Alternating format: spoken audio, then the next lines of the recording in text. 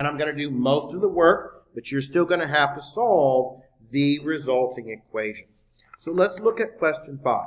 And this is out of 1.4. We're going to read it. I'm going to set it up for you, and you're going to have to solve it. All of these are very similar to each other.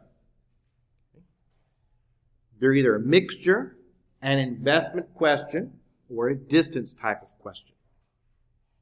And so on this one, we're looking at bills and the value of these bills, the monetary value. So a cashier has a total of 131 bills. They're going to be made up of 5s and 10s. The total value of the money is $845. How many $10 bills does the cashier have? Okay, so first thing we need to look at is what we've got.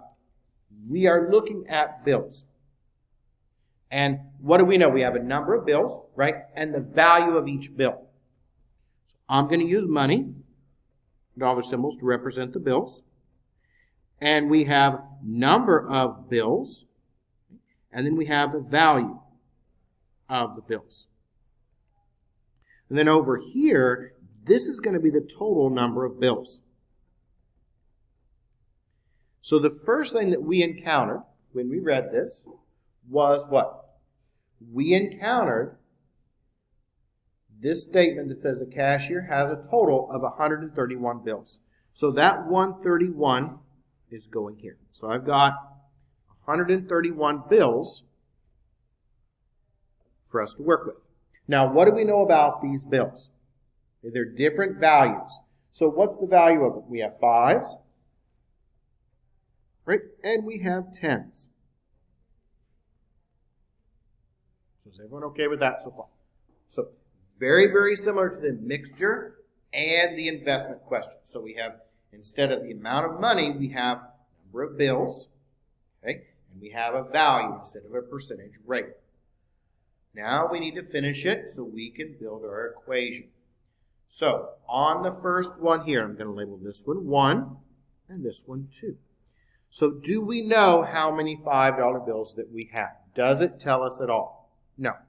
So that is going to be where X goes. Okay. Now we also need to figure out how many $10 bills we have. Do we know how many $10 bills that we have here? We don't know, do we? Right? Okay. We can't just use the X again. So this one is not just going to be X. All right. It's going to be the total number of bills minus X goes here. So how many bills total do we have? 131. So what's going to go here is going to be 131 minus X. Okay. Is everyone okay with that so far?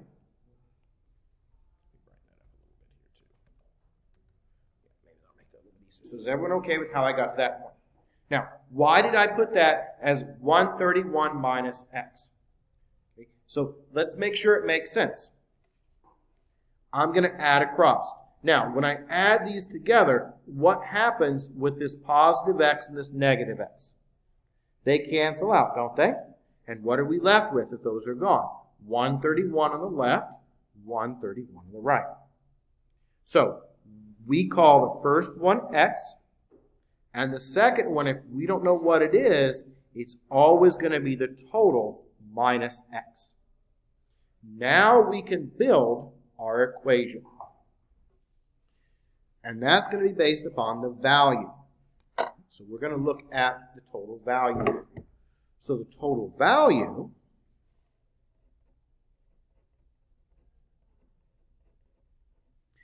is going to be the number of bills that you have in each stack times the value of the bills. So we're now going to build our equation. And let's talk about the first one. Now, all of these are the same.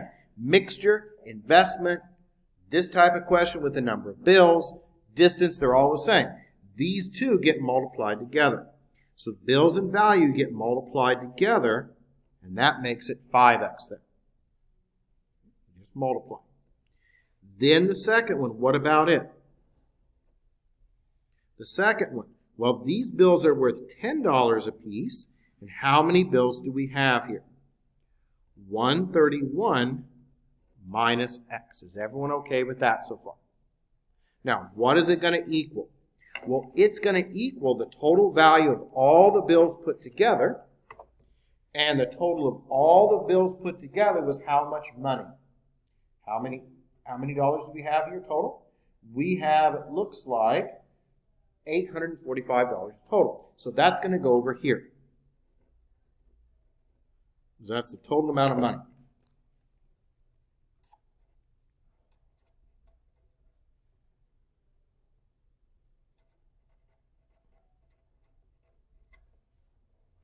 Now you can finish it, right? And students always struggle with the setup, not so much the solving. So let's recap and make sure we see what we did. So we're talking about bills, and we've got number of bills, okay, and we've got the value or the worth of these bills. So we've got a stack of $5 bills and a stack of $10 bills. Do we know how many $5 bills that we have? Does it tell us in that question at all? No. So that's why the X goes there. That's the number of bills. Unknown. We know those bills are worth $5 a piece. So that's why the 5 goes there. Then we have another stack. And the other stack is our $10 bills. And they're worth $10. And do we know how many of those that we have? No. Well, we can't just use the X again, okay, because it's got to be the total minus what? X. And how many total bills do we have? We've got 131 total bills. Then we find our total value. It can also be the distance. It can also mean the pure or the interest. They're all the same. These two get multiplied together. In this case, it's value. So it's bills times the value of the bills. So if I look here at our first one, we've got unknown number of bills, that's x, times the value, that's 5. So that makes it 5x. The next one, $10 bills, okay, and how many do we have? 131 minus x there. And how much are those bills worth together? $845. Now you've got the equation, you can finish it. I'm not going to finish it for you because you should be able to finish it on your own. Okay, so you'll find the x, and then you can find the $5 bills and the $10 bills. In this case, it wants how many tens? You're going to have to take it, plug it back in. Question 8. Distance question. I try to pick a couple of each type to look at least one, maybe 2 of each type. Okay, so question 8. Now we talked about these. Bert is 22.5 kilometers away from Brenda. Both walk towards each other at the same time. Bert walks at 2.5 kilometers an hour, and they meet in 5 hours. We want to know how fast Brenda is walking. So the first thing we look at is we identify what type of question this is. Okay? What are we looking at? We're looking at the distance. Now, with the distance, it's a little bit different because it can be either addition, subtraction, or they can equal each other. How do we figure out which one it is? Well, we have to draw a diagram. So what does it say here when we read it? They both begin walking what? Towards each other, right? So if I make my vectors go towards each other, these are called vectors, it looks like that. Okay? And if they walk towards each other like that, this then is addition. If they overlap, it's going to be subtraction. So I know that I'm going to work with addition here. Now, we need the rate, the time, to get the distance. So let's now look at each piece. Bert is 22.5 kilometers away from Brenda. So what is that 22.5? Well, that is the total distance.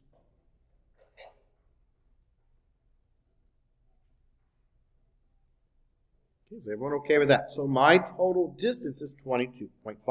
We're going to deal with that in a moment.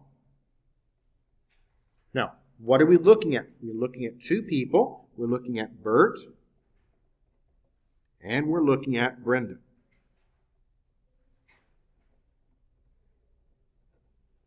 Each of these are going to have a rate of speed. So in this case, kilometers per hour. And they're also going to have a time.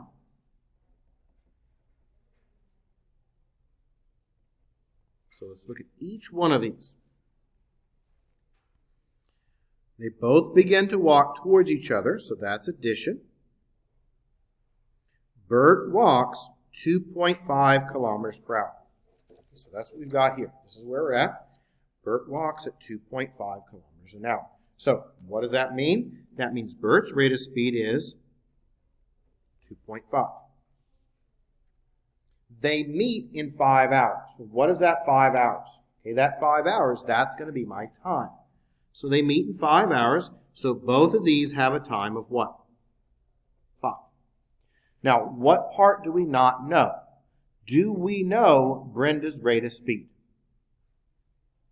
No, that's the unknown part, so that's going to be your X there.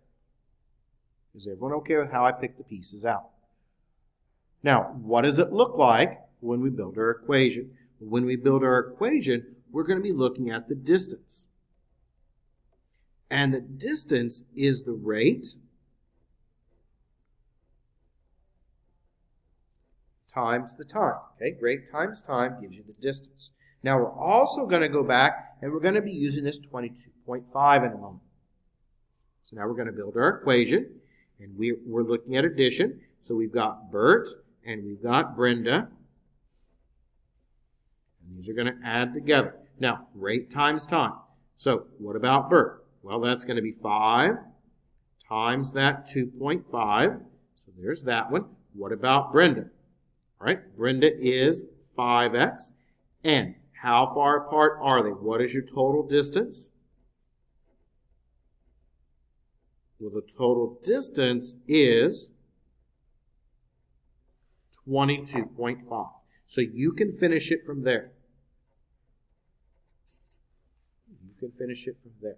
But do you see how I set it up? I know that you know how to solve them. Where students struggle is always how I set these up. Very important that you know how to solve these because you're going to see them again in college algebra. Only we go through them at a much faster pace. So that is an example of a distance question. Question 11. Similar. A little bit different, but similar. The next section is a lot easier. This one is the hardest one.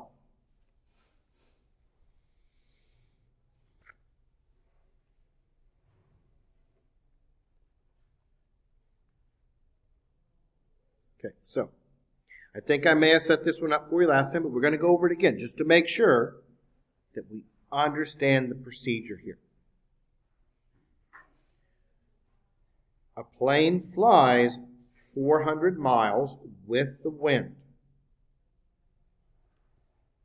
300 miles against the wind in the same length of time. If the speed of the wind is 20 miles per hour, what is the speed of the plane in still air? Okay, I think I did 10 for you last time. I'm setting up 11. I may have done it last time, but I'm pretty sure I did 10 last time. We're looking at 11 now. I'm not going to finish it, but we're going to set up the equation. So what do we know? All right, well, when we talk about this one, we've got airplanes. And the airplanes are going to fly into the wind or against the wind. So that's what that's going to look like. So that means these are going to be equal. Okay. Now, what about the wind? Well, the wind is over here. And the wind can either make it go faster or it can slow your plane down. So when we look at this one, okay, this one is going against the wind.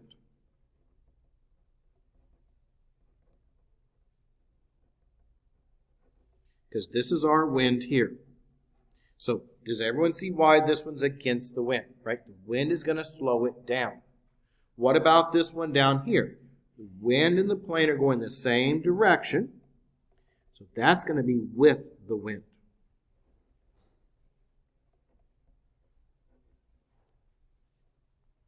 Now, what do we know about the parts here? A plane travels 400 miles with the wind. So that means this distance with the wind is going to be 400. See how I'm labeling the pieces? In the same time, which we'll deal with that in a moment, in the same length of time that it travels 300 miles against the wind. So against the wind, its distance is 300. Now, we need to figure out the wind speed. Does it tell us the wind speed? It does. Okay? It says if the wind is 20 miles an hour. So my wind here is going to be 20. What do we not know? We don't know the speed of the plane. So I'm going to call x the speed of the plane. So that's the speed of the plane here. Now let's look at our rate for each one. So let's figure out what we've got. So we've got a plane that has a speed. Now the wind is either going to help it out or it's going to slow it down. So let's look at the first one, against the wind. Do you think this is going to be x plus 20 or x minus 20 here? Which one? Okay, this one's against the wind. Is it x plus 20 or x minus 20, do you think? Right here. It's minus. Okay, why is it minus? It's against the wind, so that's going to make the plane do what? Slow down. What about the other one? Look, these are going the same direction, aren't they? So what would this one be? This one would be what? X what? Plus 20. Is everyone okay with how I got that set up? Does everyone see where the pieces go? Now, what do we know that's the same here? We've got to read it. And it says they travel in the same length of time. So the time is the same. This one is a little bit different.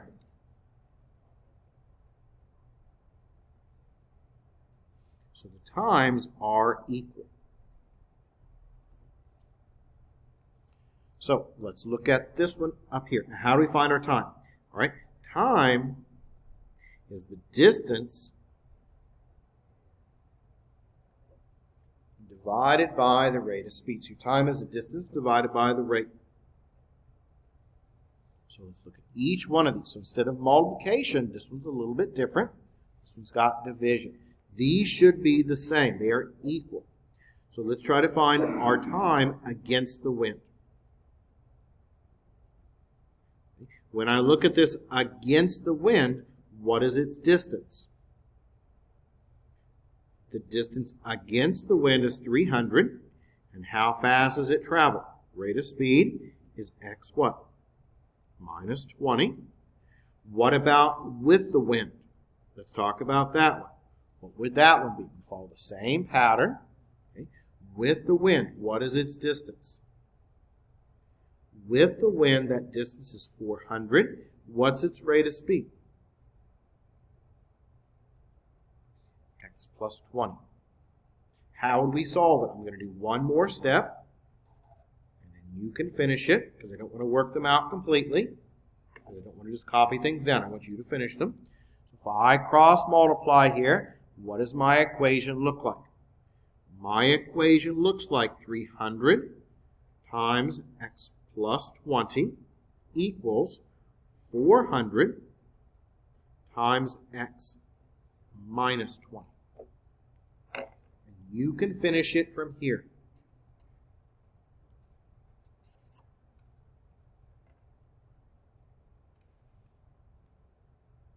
So let's make sure we see where it all came from.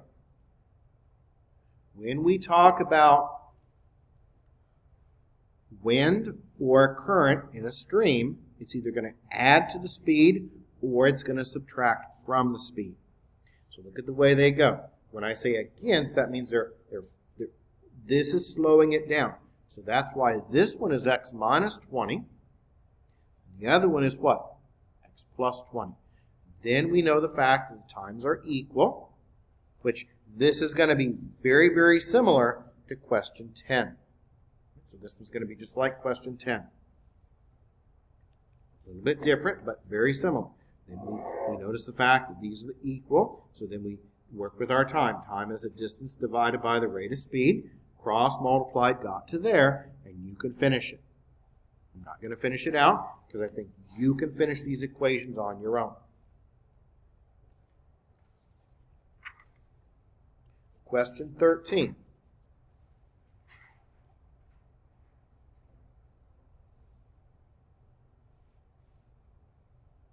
I'm going to work out completely question 13 because I want to make sure that we understand what I want for the answers.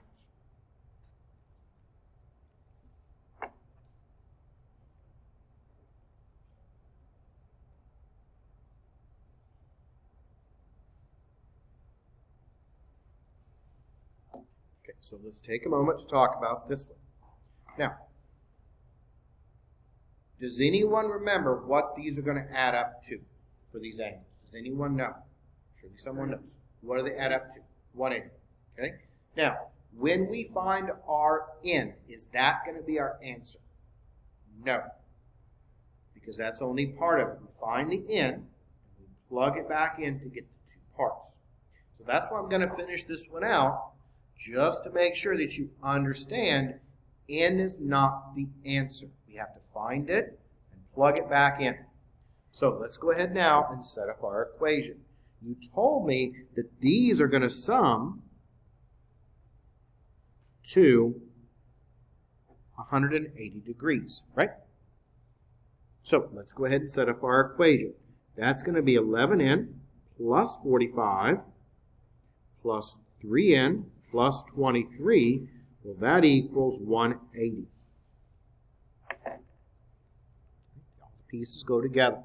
So let's go ahead and just work this one out. I always like to just begin by adding the n's of the variables together. So 11n and 3n, well, that makes it 14n. And then we've got 45 and 23. Well, those can be added together. And when we add those together, then we get 68. That equals 180. And we can move that 68 over with subtraction. Now we have 14n equals 180 minus that 68. That's 112. We divide by our 14. And now we have it. N now equals what? Divide that 112 by 14. N equals 8. But is that my final answer? No. Okay, make sure you remember that is not the finished answer. How do we get the finished answer? We have to take this and plug it in here and plug it in there. So let's do each one and get our actual answer. Okay, so we have n. N is not the finished product. N is only part of it. So the first one is going to be 11 times n. So that's 11 times 8 plus that 45. That's 88 plus 45, which then gives us our first answer, which is then 133. So there's the first one. Okay, there's an answer. We need to get the other one. We have to get both. So the other one is 3 times 8 plus 23. So 3 times 8, that's 24, plus your 23. Add those together, 24 and 23. That gives you now 47. Okay, these are the answers. So that's going to be the answers. And this, by the way, is question 13. Yeah, no problem. It's up there. So that's going to be the question. Why does it equal 180? Because it forms a straight line. And what are the answers now? Here's the answers. They're going to be 133 degrees, right? And 47 degrees. How do we know that we did it correctly? Let's take a moment to talk about that. How do I know that I did it correctly? These should add up to give you what now? 180. Do they add up to give you 180? Yes. This is a type of question you're going to, I guarantee, see on your exam. You're going to have something very similar to this one, or 15 or 16. They're all the same. Those are your answers there. Now, let's take a moment to talk about the next ones. I'm not going to work out the next ones, but we're going to talk about 14. Okay, if I gave you 14, what do we know about 14? Is this going to add up to be 180? No. What is this one going to add up to give you? 90. Yep. So you'll do the same process, right? Add them up, give you 90. What about this triangle? What about it? This is going to add up to give you what? 180. Okay, so you add them up, get the 180, find the 3 angles for the triangle. What do you know about 16 with the vertical angles? Yep. Well, these aren't going to be 360. Okay, vertical angles, they form an X. So these equal each other. So the left equals the right. Or if they give you the top and the bottom, those will be equal. So we have the left and the right. So these are going to equal. Okay, so you'll solve it for n there. And these should be the same when you're done. Those are the easier ones. And I do put a couple of those on your exam. So is everyone okay with how I do those? Which one's 16? Sure, yep. I can set up 16 just to make sure we know how it works. And if we need to, I can finish it as well. Let's talk about 16. Now, 16 is vertical angles. And vertical angles just mean they form an X.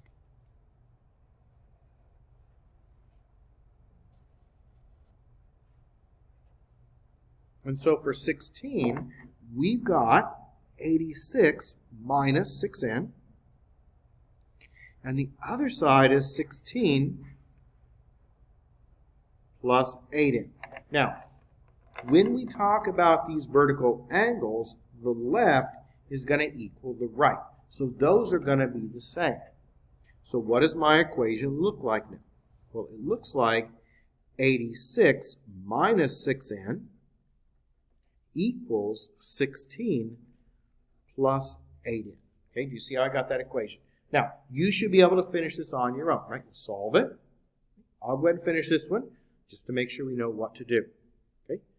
When we solve it, we're going to find n, but n is not the finished answer. So let's go ahead and work through this one. I'm going to go ahead and move that 8n over. Okay, so that's going there. And I'm going to move that 86 over as well. And you can do it in 2 steps or 1 step. The 86's cancel. And what do we know about a negative 6n and a negative 8n? They have the same signs, so they go together. That's going to make it a negative 14n, right? Be careful with the signs. Where students make a mistake is with the signs. What about on the right-hand side? What do we have here? Okay, we've got positive 16, right? And we're going to take away 86, so that makes it a negative 70. Remember, 86 is the bigger number. It's negative, so my answer needs to be what? Negative. Now we divide. And n in this case should be 70. Divide that by 14. That's going to be 5, right? And we know that 70 divided by 14, negative over negative makes it a what? Positive. So that's going to be a positive 5. Now, is that our actual answer? No. What do? plug it back in. So let's make sure that these are the same. This one's going to be 86 minus 6 times 5. And so that's 86 minus 30. And 86 minus 30 gives you then 56 degrees. So there's that one. Now what about the other one? What should it be? It should be the same. Let's double check. What's the other one here? 16 plus 8 times 5. Okay, so that's going to be 16 plus 40. And that gives you the same what? 56 degrees. So what are your answers? Or what is your answers? Your answers, and you can just write it once or twice, it doesn't matter, should be the same. And your answers are going to be 56 degrees and what? 56 degrees. And you can just write it once or twice, but they should be the same. So is everyone okay with how that one works? You still need to do 14 and 15 on your own, but they're going to be done in a very, very similar manner. Okay. 17 is a consecutive integer question. Now, when we talk about consecutive integers, what are those? Those are back-to-back numbers, right? Even or odd consecutive integers have a gap of 2. So let's review a little bit, and we're going to talk about consecutive integers.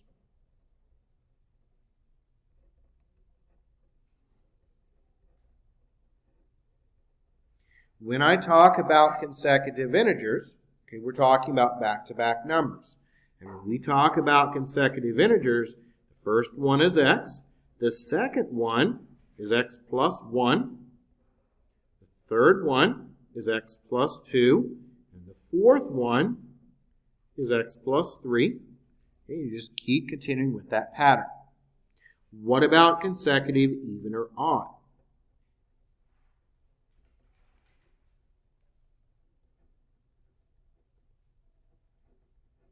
Well, consecutive even or odd numbers, instead of having a gap of 1, consecutive even or odd numbers, they have a gap of 2. So you add 2 each time.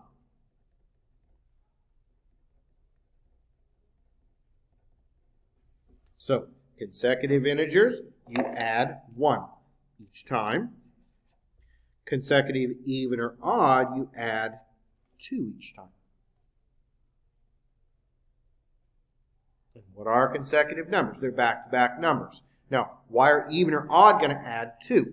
Well, if we think about it, what's an even number? Let's say we're at 8. Okay? What's the next even number? 10. What's the difference between 8 and 10? Difference of 2. That's why even or odds we add 2. Just consecutive integers we just add 1. Now we're going to read the question. And these are actually a little bit easier to set up.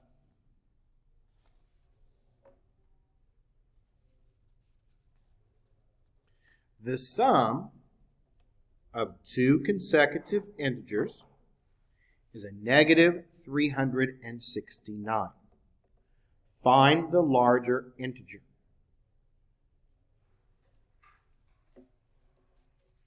Okay, so which one are we looking at? Does it say even or odd? No, it doesn't, does it? So we're going to be using this one, which is plus 1. How many integers do we need? 2. Okay, so we don't need all 4 of them. All we need is 2. So when I look at this one, and this is question 17, we need the first number, and no matter what, that first one is called x, and we need the second one, which is, in this case, they are consecutive integers, so it's x plus 1. Now, what do we know about these? We know that they sum to a negative 369. So what does that mean? If I say it sums to a negative 369. That's the first number plus the second number. That's going to be a negative 369. And now we fill it in. So the first one is x, and the second one is x plus 1, and that equals a negative 369.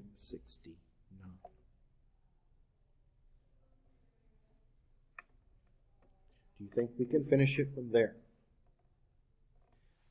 I'll go ahead and finish this one just so we make sure we know what to do. 20, I'm going to leave it for you to do. So I'll set up 20, but you're going to have to finish it. But let me go ahead and work this one out just to make sure we know what the answer is going to look like. Adding these together, we get 2x plus 1 equals a negative 369. We're going to move that 1 over. All right, so that gives you 2x now equals a negative 370. Divide by our 2. It's a positive 2 in this case, so it stays negative, right? Negative divided by a positive stays negative. We're going to divide that by our 2. And what does that come out to give you? Negative 185. Now, that is not my complete answer, though. That is only part of it. It says find the larger integer. So let's write them both out. Okay. So if the first number is x, it's a negative 185. The second number is x plus 1, which is then minus 185 plus 1, so that's a minus 184. Now, what do we want? We want the larger number.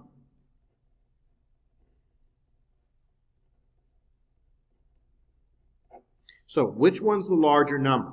Negative 185 or negative 184? Which one's the bigger number?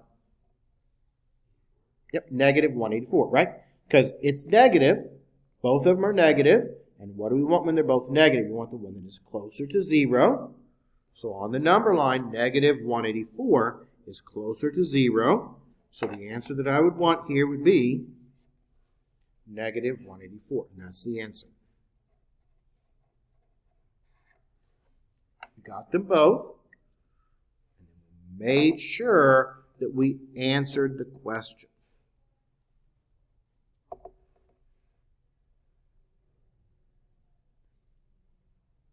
Is everyone kind of okay with how I set that one up? These are generally a little bit easier. Students struggle the most with the ones we did earlier, with the investment and the mixture questions. We're going to look at one more of these before we go on and start inequalities. Okay, so let's go ahead and look at question 20.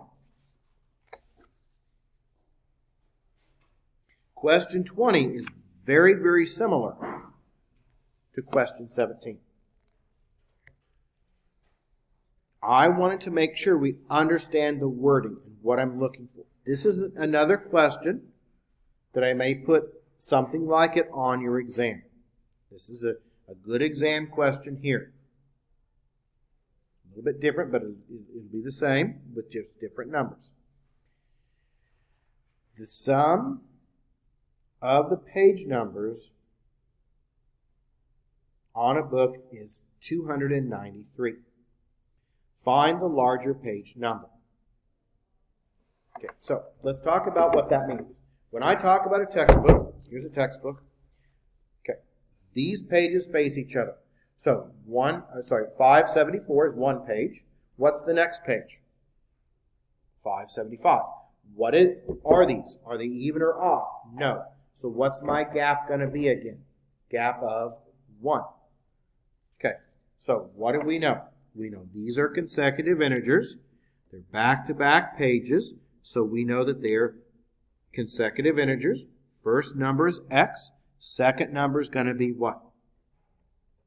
X plus 1. Now, they sum to, in this case, positive 293. So that means the first number plus the second number is 293. And we fill it in. So that's x for the first number. And the second one is x plus 1. And that equals your 293. And you can finish it from here. Just like you did the last one.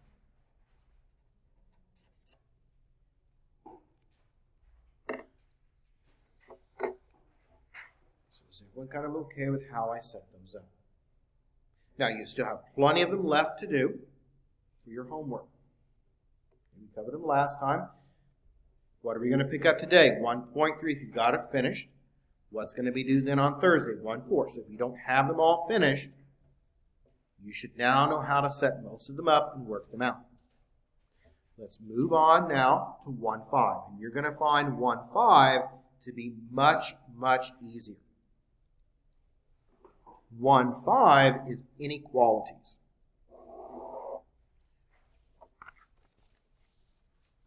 We're now going to look at 1.5, and we're going to talk about inequalities.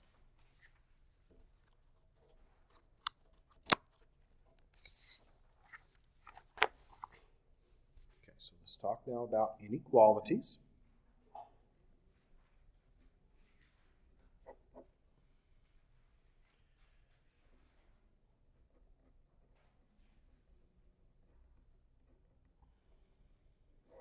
Inequalities, we're going to be putting these on a number line. And then we're going to be writing them in interval notation. So let's remember what gets what. Greater than or equal to, less than or equal to, those they get, remember, they have the equal bar below. So those, hopefully you remember, those are going to get square brackets.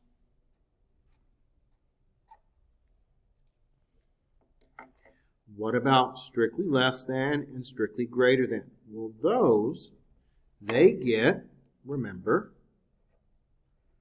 parentheses. Remember this, hopefully? And what about positive or negative infinity? Negative or positive infinity, what do they always get? They always get, no matter what, they always get parentheses. Some instructors use open and closed circles. I use parentheses because they match up to what is called interval notation. I'm going to begin by giving you a number-lined answer. You're going to write it in interval notation. So I'm going to have you write this in interval notation.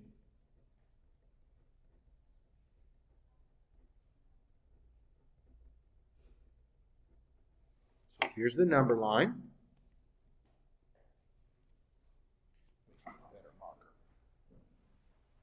So I'm going to give you a number line. I'm going to have you write out your answer in what's called interval notation. Okay, so here's the number line.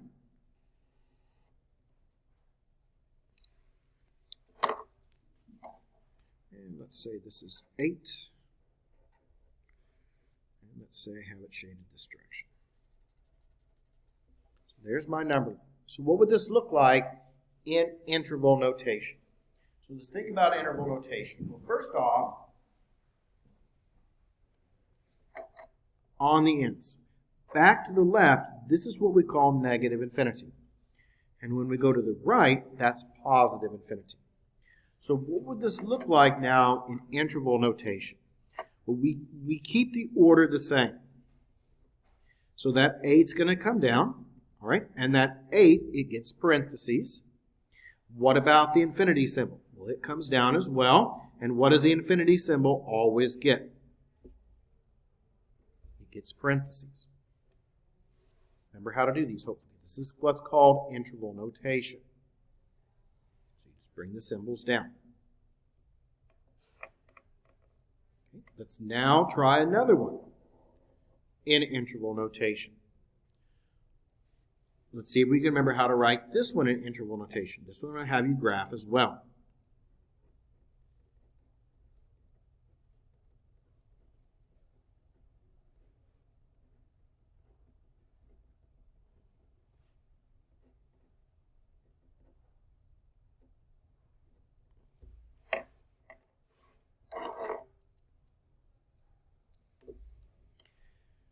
Students sometimes struggle with these.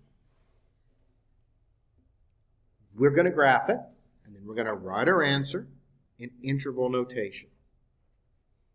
Now, what I do, and this is the easiest way to do these, is I look at which way it points.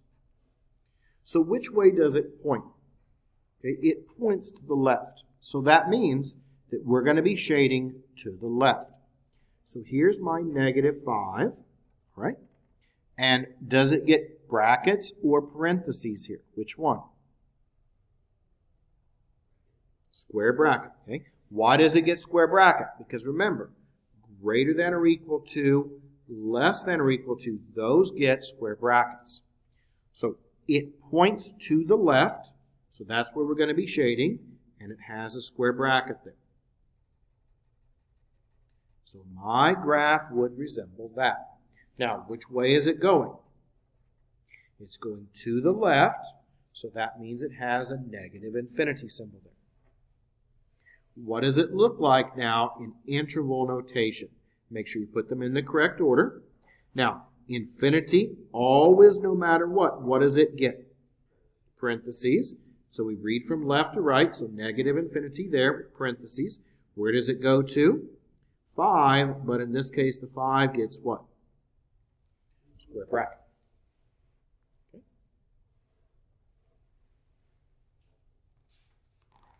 Let's do one more, and then we'll start solving these inequalities. But I want to make sure we're really comfortable with how to graph them.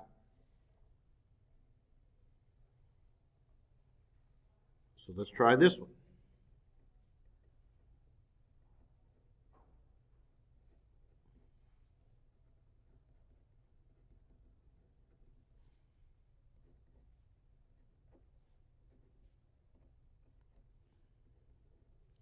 What would this one look like? This is called a three-part inequality. Sometimes I'll call them a double inequality, but our textbook calls them a three-part inequality because it has three pieces. What does this look like on the number line? Here's our number line. And where are our numbers? -9, +10. -9, in this case, it gets the square bracket. +10 gets the parentheses. We're going to shade in between the two. So what would this look like now in interval notation? Well, in interval notation, it would look like, again, we read from left to right. So -9 with the square bracket, comma 10 with what? Parentheses. Is everyone okay with how I graph these? I just want to make sure we know that. So let's go back and review again the one I just did a moment ago. Let's make sure we understand this one. We just did this a moment ago. Why is it shaded this direction? It's shaded this direction to the left because that is what? That is pointing to the left, isn't it? So the way that it points, the direction that it points, is where you shade. If it points to the x, shade back to the left. If it points away from the x, if it points this way, right, you would shade then to the right. Now, one thing we do have to remember, and this is the one part that students sometimes forget, when you look at these inequalities, is when you divide or multiply by a negative in an inequality, that is going to flip your sign, flip your inequality. We don't normally multiply, but so it's normally just divide. So when you divide by a negative, flip the inequality.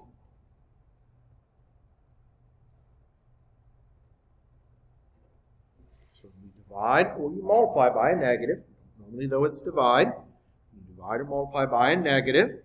Okay, you're going to flip the inequality symbol. So let's do a couple of these. And we'll do one that has fractions to begin with.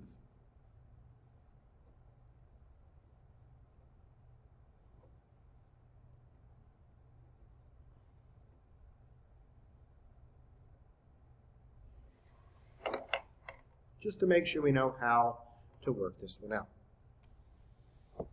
Picked fractions because we always struggle with fractions, so I want to make sure we're comfortable with these fractions. What would I multiply everything by now to clear out these fractions? Does anyone remember? What would I multiply this by? I have to multiply it by what? By 20, right? Okay, so we put the 20 here. Now, what do we do when we clear out these fractions? How does that work? We divide by the number down below, multiply by the number on the top. Divide by the denominator, multiply by the numerator. So 20 divided by 4 is 5. 5 times 3 makes it 15x. 20 divided by 5, that's a 4. Okay, 4 times a negative 1, that makes it a negative 4. Inequality symbol stays the same. 20 times a negative 2, that's a negative what? 40. Now we finish it. So we add our 4 to each side. So positive 15x is less than or equal to, it looks like a negative 36. Divide by our 15. If we can reduce, we reduce, but I don't think this one will reduce. Well, it might. Yep, it might actually. So what is that going to reduce down into? Inequality symbol stays the same. We have a minus. Now, what about 36 and 15? Right? 36 and 15, they both have a 3 in common, right? Because 36 divided by 3 is what?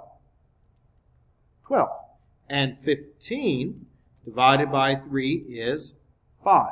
So what's this going to reduce down into? Okay, these are both divisible by 3. So that's going to be a minus 12 over what? 5. Can we go any further? Nope, that's it. How do we now graph it? Make sure we know what to do. When we go to graph this, draw our number line.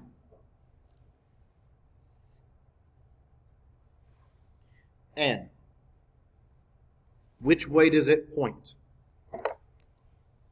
It points, now look at the way it points. All right, it points where?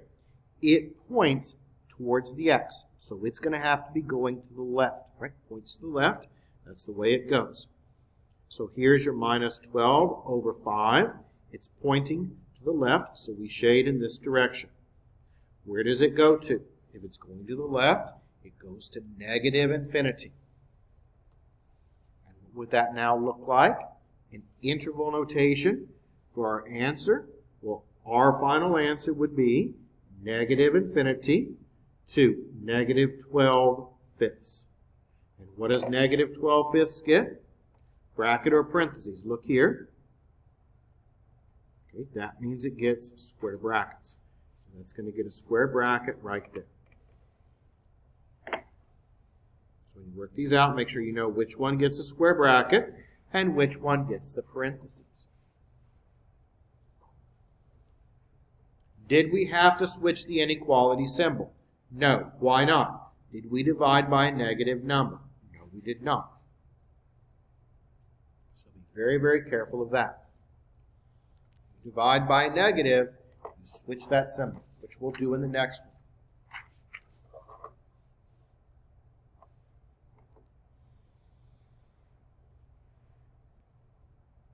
Let's do another one of these.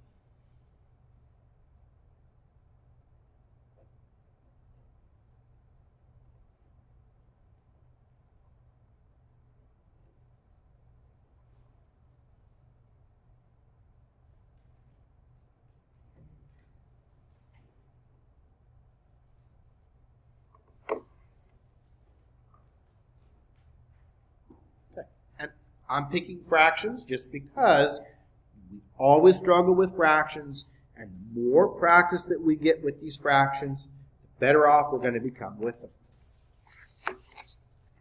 So this one has parentheses. What do we do with our parentheses? We're going to distribute this fraction through first. So I'm circling it because it's negative, so that's going to switch my signs. And these are over 1 here. So let's multiply through and see what we've got. We just multiply the tops together and the denominators together, the bottom halves together. So minus 2 times 4. Minus 2 times positive 4, that's a minus 8. 5 times 1 is a 5, x there. And then we have a negative 2 times a negative 7. That makes it a positive 14. 5 times 1, that's a 5. The equality symbol stays the same. Is everyone okay with how I did that? Right, see, I wrote them over 1 there. I just distributed through. I circled it because here's where students make a mistake, is they forget to distribute the negative through with it. So I always like to circle it whenever it's a negative, and I draw my arrows. It's the small things that students are likely to make mistakes on. So I always like to circle and I draw arrows. I think it really helps. Now, how do we clear out the fractions? What is our denominator here? The only denominator that we have is a what? 5. So I'm going to multiply all of this by 5. Those are going to be gone. And let's see what we've got now. 5s cancel, and that leaves you with a minus 8x. The 5s cancel. That leaves you with a 14. The 5s cancel, and that leaves you with a 1.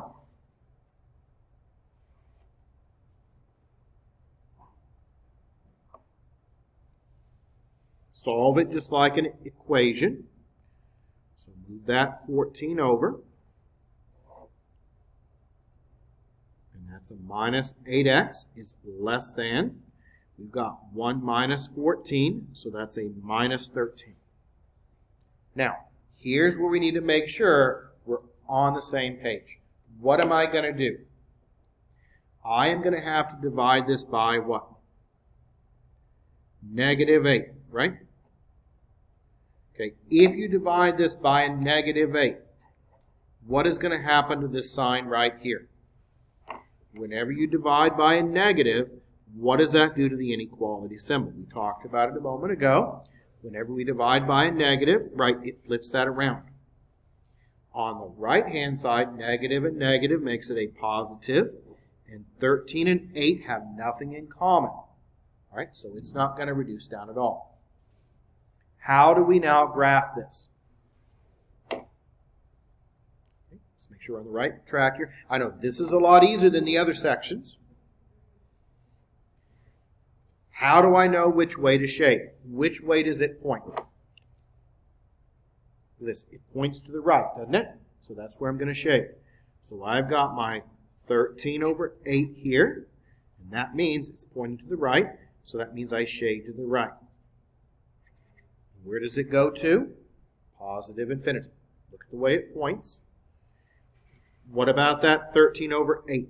It gets what? It gets parentheses. So what would my answer look like now in interval notation? Well, it would be, we always read from left to right, 13 over 8 with parentheses, comma, infinity with what? Parentheses. Make sure you always have parentheses with the infinity symbol. Now let's do a couple more of these. The next ones are going to be 3-part inequalities. So let's look at one of these.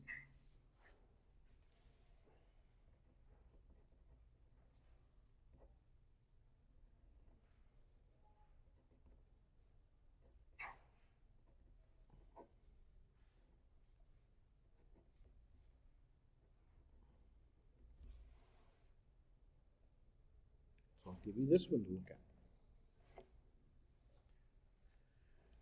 Okay, well, how would we solve this one?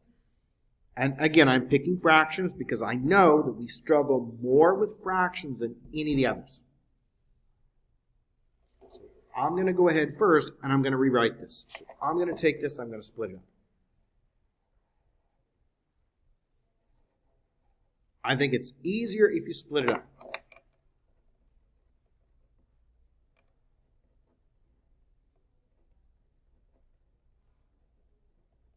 And now you should see what to do. What do I need to multiply everything by now? I need to multiply everything by what? 6. Okay. Am I going to flip my inequality symbols? Yes or no? No. Okay. Why not?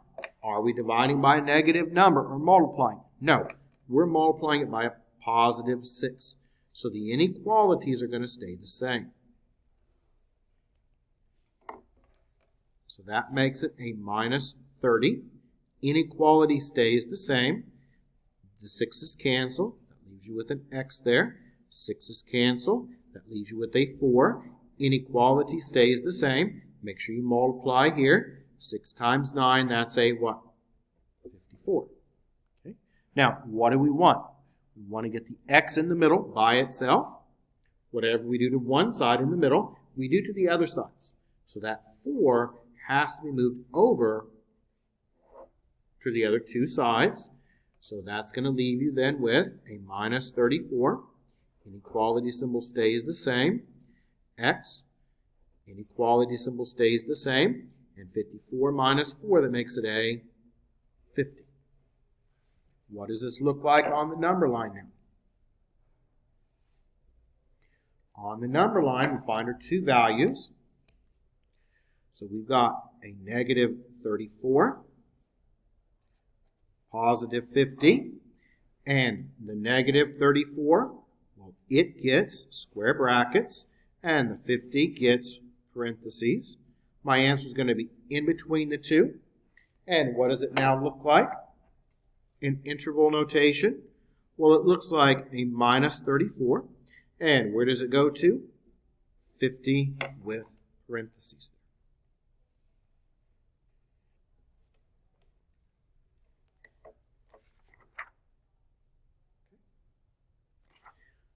We've got some time.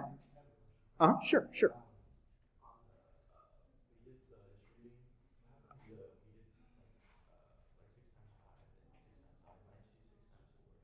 Okay, I can do that. But what happens here? Okay, this 6 and this 6, they do what? Cancel. If you were to multiply, we would take 6 times 4, that's 24, right?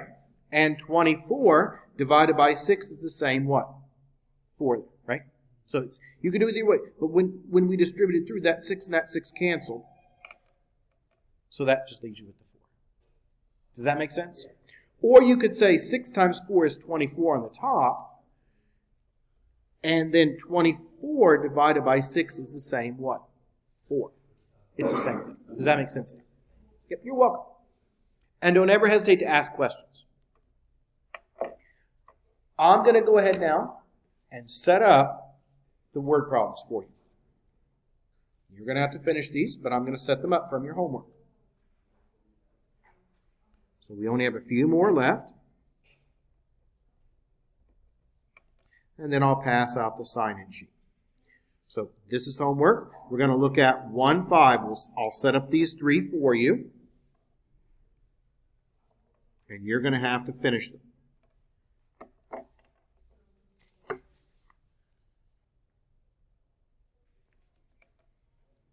Now, in this question, what we're trying to do is we're going to try to compare two jobs. Now, these jobs pay commission. Some jobs pay commission. They may have a higher base wage, but a smaller percentage commission. Some may do the opposite. A smaller base wage, higher commission. So we want to compare these. So it says a salesperson has 2 job offers. Company A offers a weekly salary of $280 plus 8% commission on the sales, while Company B offers a weekly salary of $560 plus 4%. What is the amount of sales above which Company A's offer is the better deal? Okay. So if I want Company A to have the better deal, what does that mean?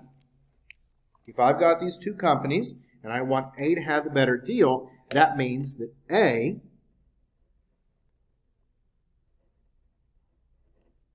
must be larger than Company B, right? Is everyone okay with that? Because company A is going to be the better deal. Now, what do we know about each of these? Let's read company A. Company A, you get $280 every week, no matter what, plus 8% of the sales.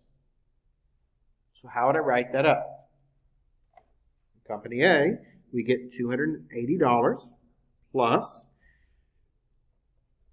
8%. What's 8% as a decimal? Yep, 0.08.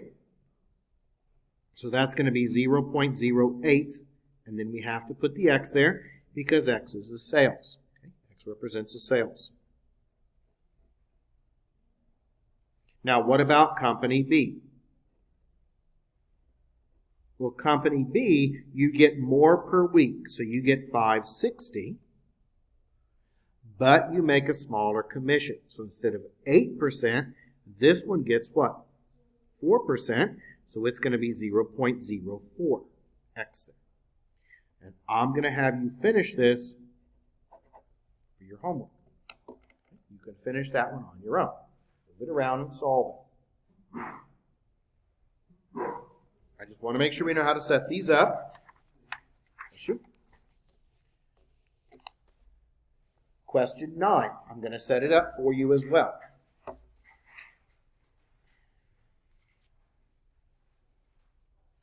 We've got 2 more. I'm setting these up. You're going to have to solve them, though. Question 9. A company rents copiers for a monthly charge of $120 plus 6 cents a copy.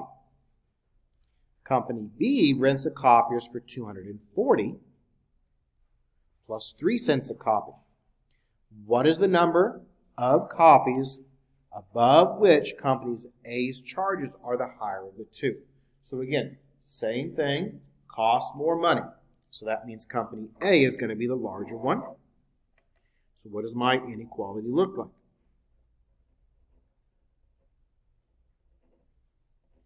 There's my company A. We want company A to be larger. So that means company A is bigger than company B.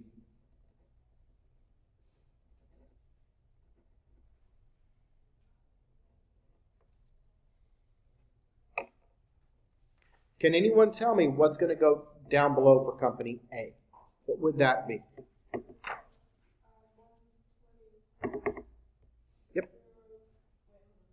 Yep, you're right. Everything's right there. Yep, 120. You were correct. Plus 0.06x. Very good work there. Inequality stays the same. What about company B? Very good work. Yep, looks like we got this down. That's 240 plus 0.03x. And you can finish this one on your own. But I'm just working through how to set them up because I know that's where we struggle the most. Okay, so let's now move on and look at the last one here. I'll find the sign-in sheet. Here's the sign-in sheet. Sign the sign-in sheet here. So what's on the next one? Okay, it's similar again, a little bit different though because this one talks about the average. So let's read question 10. And we'll talk about the average.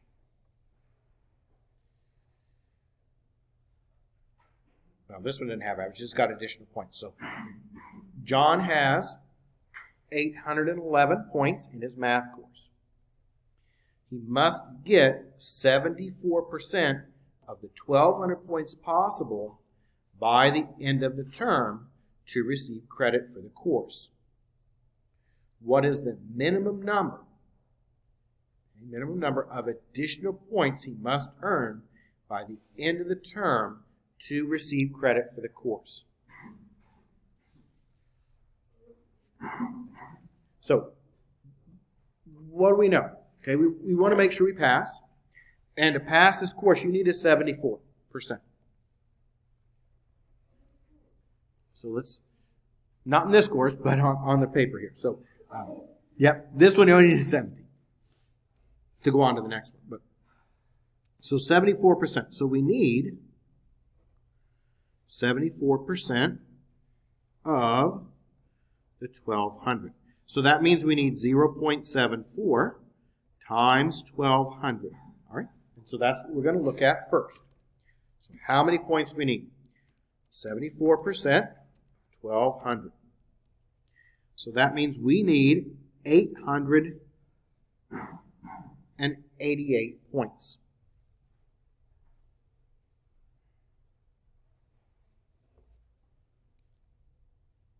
Now let's try to come up with our inequality. How many points do we currently have? If we read it, it says John has 811 points, right? So as of right now, he has 811 points. How many extra points do we need? We don't know. So that's going to be the x there. Now, what do we want? We want this to be greater than or equal to, because you can equal that 74%. It needs to be greater than or equal to 888. Because that's the points that we need.